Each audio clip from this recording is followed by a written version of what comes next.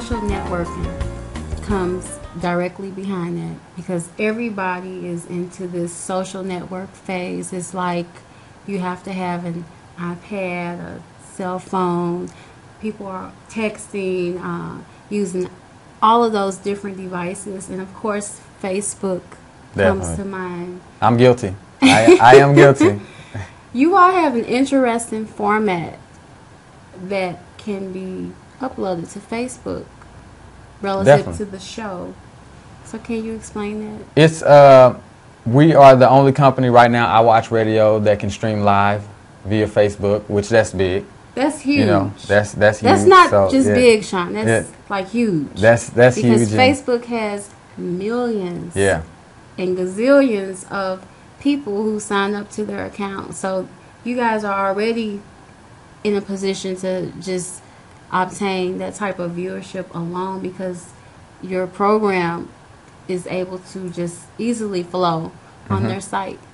Definitely, and it's you know, and I can even create a show page and put all my archive shows up. So it's super huge. Facebook is another giant for. I get on Facebook a lot, and not to say it saddens me, but a lot of stuff on Facebook is a lot of drama. You know, you really get to look inside of people and see how they feel or how their life is going or just the negativity and the positivity. Like, I can feel all that through the computer. You know, you get on Facebook and you look up stuff and it might bring your mood down just because somebody else is on there fighting and this, that, and the other. And it's like, man, is it that serious? But I have been getting better at Facebook, social media for us. Twitter is a whole different beast. It's just hard for me to find. I can't say get followers, but it's hard for me to follow other people. You know, I can do the whole friend thing, but the terminology follow you. You know what I'm saying? I feel like that, you know, maybe you're above me or something if I'm following, but Twitter is more, I guess, of dialogue or something. You know, I do Facebook a lot more because Facebook is more, I can kind of get across my point a whole lot better for us because I'm pretty much talking to the masses instead of just talking to one person, you know, for say, and it seems like Twitter, you got to be on there 24/7 to actually, you know, do something or, you know, get a point across, something like that. You know, Facebook, I can kind of put what I want to put on there. People like it, or people might not like it, but I know you see it, you know. So that's super big too. But you know, social networking is definitely huge, definitely. So what's the direction that you want to take this show in? And I know you've only been on the show for approximately 6 months. Yeah, it's been about 6 months. And in that time frame, you've covered a lot of ground in terms of topics and just being very wholehearted about what you believed in and giving your point of view and giving the audience a really good segment to follow you on.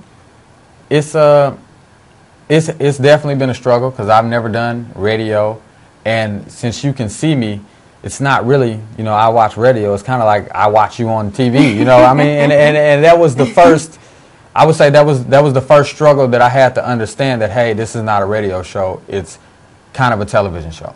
So the more visual things that I put into the show, the more that people will actually sit down and watch the show, you know. If I could say, you know, it's a radio show, a lot of times people don't want to see you just sitting here, you know what I'm saying, talking on the whole, especially like for an hour, 2 hour long show, you know, that's a long time for somebody to sit there and kind of watch. And I promise you, I was talking to somebody about that recently, and I'm like, it's got to be very challenging to sit like that and talk for an hour. But when you become conversational, again, about a topic that's so passionate to you, the time flies by. Easy. That 4 or 5 hours can go, you know, that's it's easy, but when I first started doing the show, I actually went into a phase to where it was an opportunity that arose, and my heart was like, man, you know, I've always wanted to talk. I speak to my friends. I speak to everybody that I know about things. Why not speak to the world about it? So I kind of hopped on the opportunity, and the opportunity was with iWatchRadio.com just through networking, and it put me in a good situation, and then from then I just started trying to, you know, progress. Like I said, I've never done radio, never done TV. I've never done any type of public speaking. I've never taken any type of public speaking classes, anything like that. So the hard part is really just me being comfortable. And the first struggle, I had a co-host, and I did the show with him. You know, I said, hey, you know, you bring somebody along and say, hey, I'm getting out on this new venture. I want you to come with me. You know, that was pretty much for me, not as much as it was for him. It was kind of for me, you know, just to say, hey, you know, just be there with me when I take this new adventure. And after a while, you know, he wasn't maybe as passionate about it as I was. So I had to make that decision to say, you know, I'm going to switch it up a little bit. And then I did the show by myself for a while. But that was a learning process in its own, because it showed me that I can actually do the show by myself, you know. So that was confidence, and that was a confidence builder. So everything, you know, just the progression has been just super huge, you know. Every Friday I come on, I call it my Super Bowl.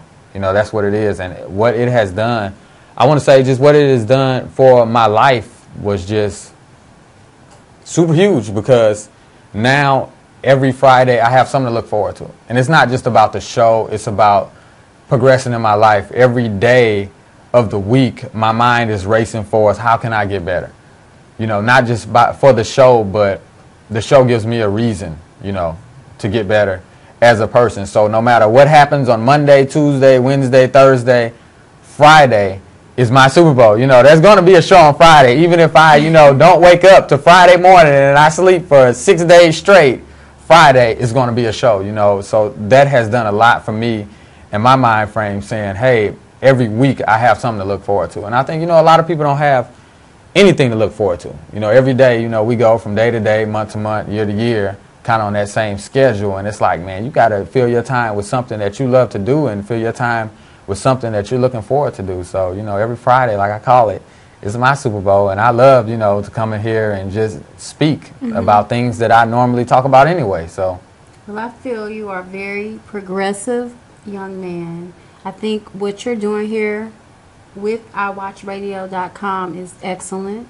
For you to be as young as you are and be as interested in history and have a platform to expose that and educate people and give them a different viewpoint, a different way of looking at a situation or scenario, I think that's awesome and very commendable. And I just want to encourage you to keep up everything that you're doing. I appreciate it. I'm not going to say, you know, I'm perfect. I still, you know, I'm lazy at times, you know what I'm saying? I like to lay in the bed. I like to play my video games, you know, but it came a point in time in my life to where I had to understand that, hey, I just got to start prioritizing, you know. I got to stop trading things that I want in the long run for things that I want for right now. You know what I'm saying? Sometimes us as people, we do that a whole lot. We trade in the things that we want, you know. Let's say I want a big career or this, that, and the other, but every day that I'm not working towards that, you know, every day that I'm just sitting there playing a video game, or every day that I'm just going out clubbing or something like that, I'm compromising, you know, my bigger dream, you know. And those days, or you add up all those days and you say, man, I could have been at my dream a long time ago, you know, if I just would have prioritized my time that much more better. So, you know, it's going, it's a struggle. I'm not perfect by any means, so, but. And that's okay.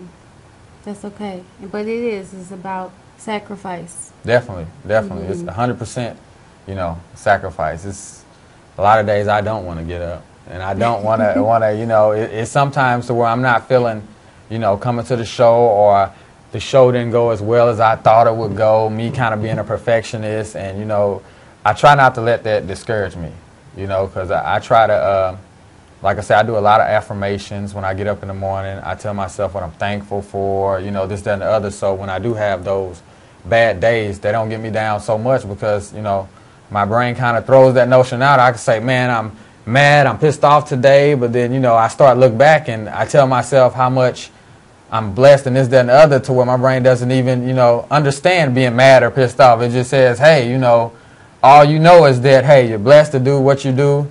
And, you know, being able, I don't make a lot of money doing this and that and the other, but once I started looking at it, it's not really about the money. You know, it's about what I enjoy doing at the end of the day. I can make, you know, it's people, we watch The Real Housewives, and, you know, people got all the money in the world and on self-destruct, you know, and it's like, wow.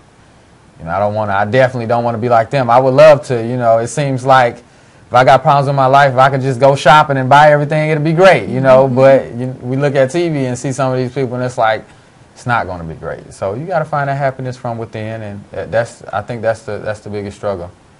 finding yourself in a world that wants you to be somebody else. You know, that's the biggest struggle. So. Well, I'd just like to say thank you to Mr. Shawn Elfin, host of Lost and Found on iWatchRadio.com. You're very welcome. Thank you for coming on. You're definitely an inspiration to me. I definitely take a whole lot from you. Thank you. And I watch your show all the time, and I definitely, I kind of try to, mimic myself just from your demeanor.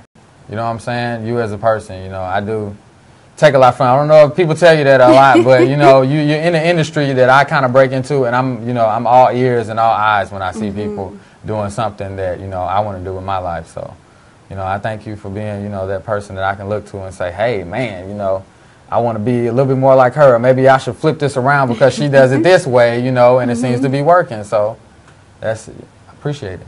Thank you, Shawn.